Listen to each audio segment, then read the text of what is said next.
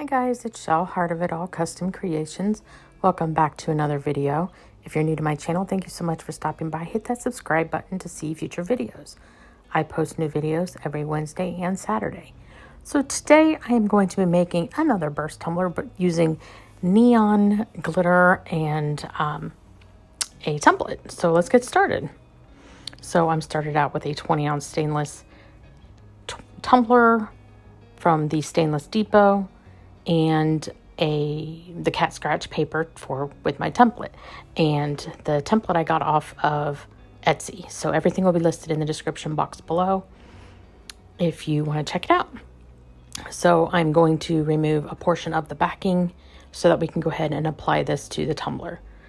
Hindsight, I may have either painted this white just to make the neon colors even more bright, but I kind of wanted it to be almost metallic looking when it was done. And I did accomplish that, but to get that really vibrant neon colors, I probably would have started with a white base, but I would have lost the metallic-y of it. So I'm laid down one edge of the double-sided adhesive paper once it was all lined up, and I'm just removing the backing slowly and smoothing that down onto the tumbler.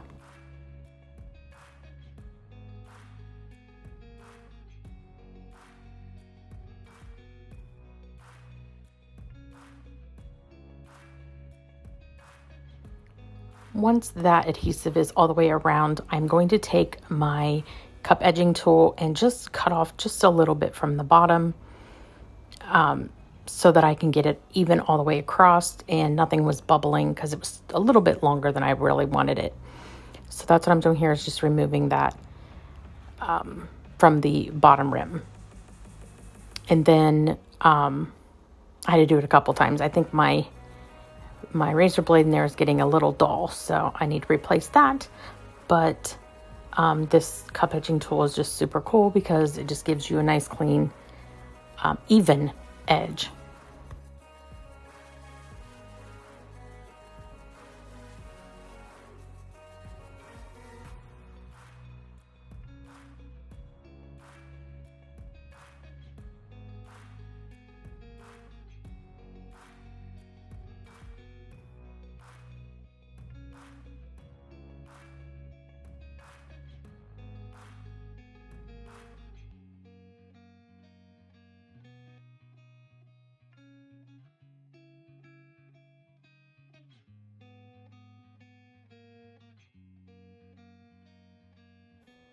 So now I'm laying out all the glitters that I'm going to use. So I'm going to use Tink, which I end up moving towards the other end because I kind of wanted to lay them out the way I wanted to use it. So I'm using Tink and Skyline, Pretty in Pink, Coral Reef, Tangerine Dream, Neon Lights, and then of course Tink. And then the Mamba is from the Sparkle Sloth supply, and the rest of the glitters are from the Glitter Heart Co.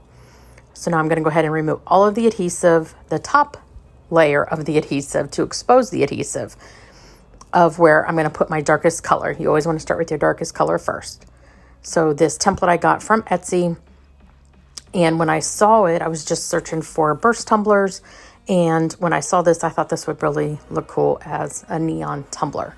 So I'm removing all of the top portion of the adhesive so that I can lay down the black glitter and rub that in.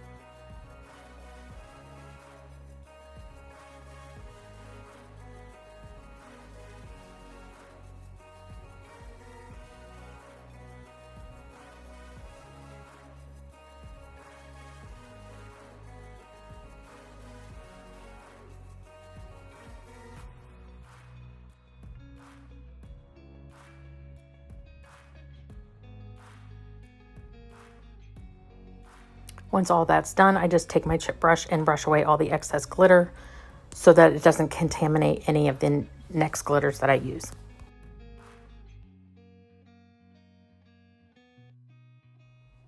So now I'm going to go ahead and remove the rest of the top portion of the adhesive that covers the adhesive, I should say.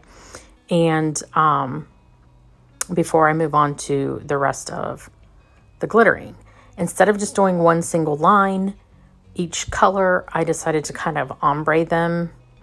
And I put my glitters into Dixie cup to kind of make it easier to control instead of that heavy spice jar. So I just thought this would be easier to control so that I didn't go hog wild. So I'm starting with the first color in the middle and like a burst pattern. I'm going all the way around. And as I lay the next color, I will, apparently I was talking to my husband, I will go right into that next color just slightly so that it does ombre slightly.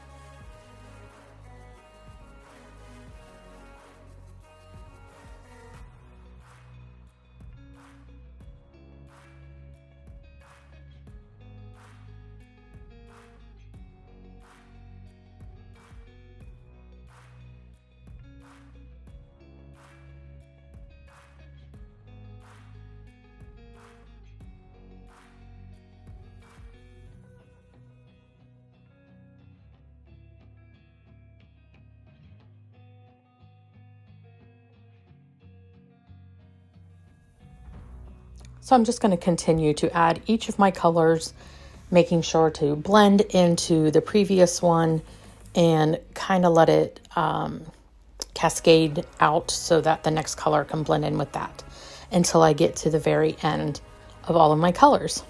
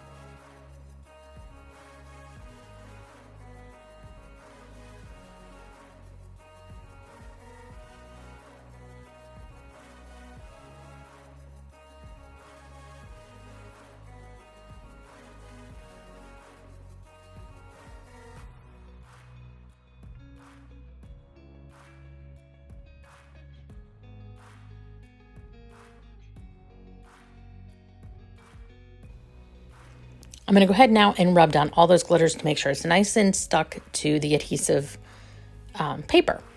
So once I get that done, I'm going to go ahead and clean up my glitter. I don't throw this away. I do save any of my glitter that spills out or excess glitter that falls off into a dump jar. And eventually I will use this because it's a pretty cool blend. So now I'm going to go ahead and finish off the bottom.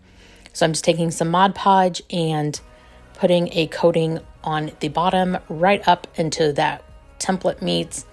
And then I will go in with the Mamba and sprinkle it all over the bottom, over the Mod Podge.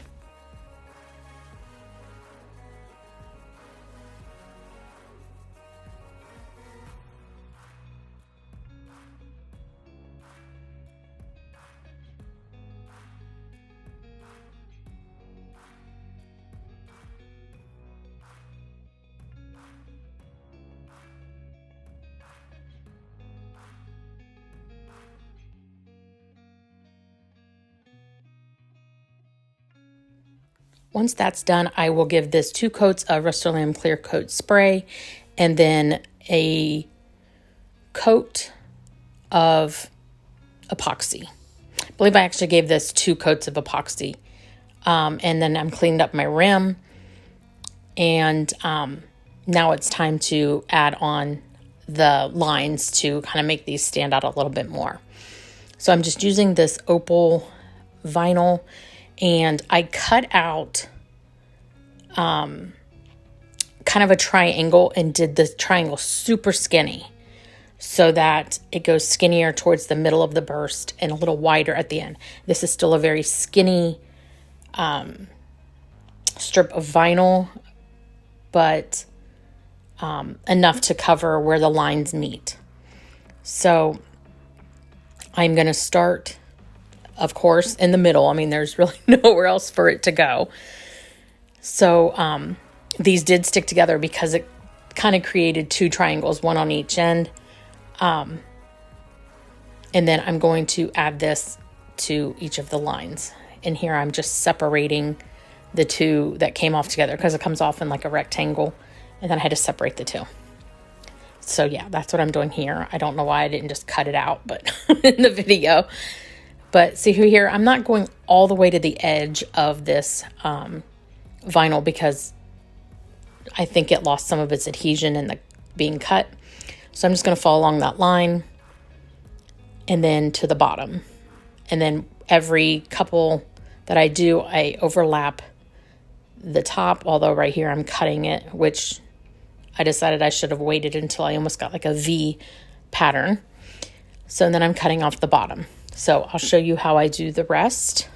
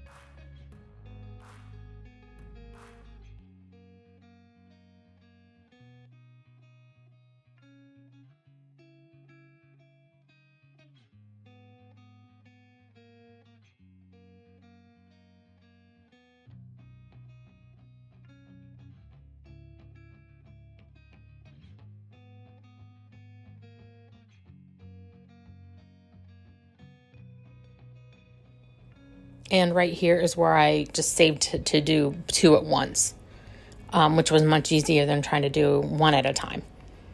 And then I cut off the bottoms.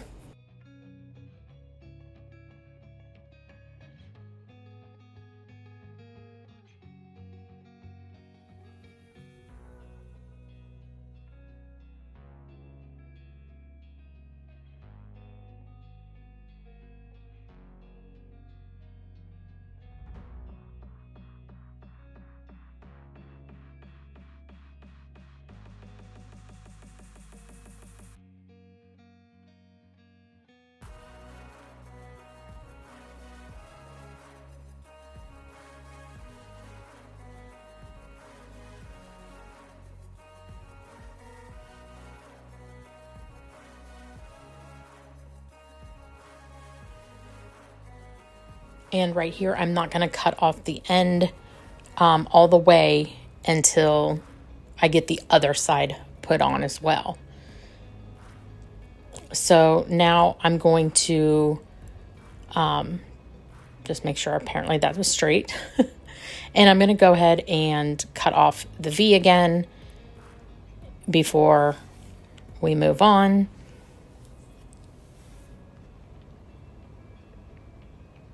I'm going to do the rest of those until I get to the back.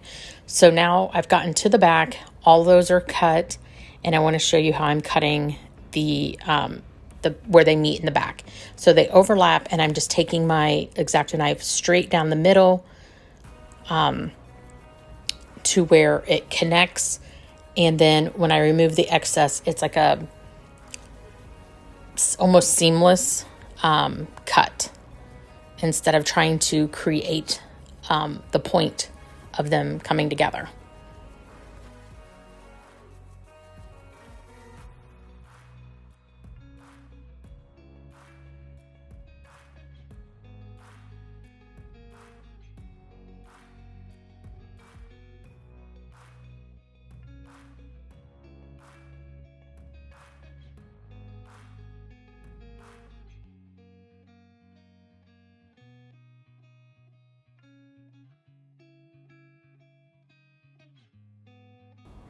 So I'm absolutely loving how this turned out. Like I said before, the colors look a little muted because of the fact that I did them on a stainless. Had I done it on white, it would probably been much more vibrant. But I am going to seal all of this final work with a Ccdiy quick coat to make sure that none of that vinyl lifts. And then I do give this 2 final coats of epoxy before it's done. And here it is. Absolutely love it. And I can't wait to try this design with other colors, maybe for the 4th of July, look like a firework. But this will be available on the website for purchase if you are interested. I really hope you enjoyed this video. If you did, give it a great big thumbs up. And I will see you guys next time. Bye, guys.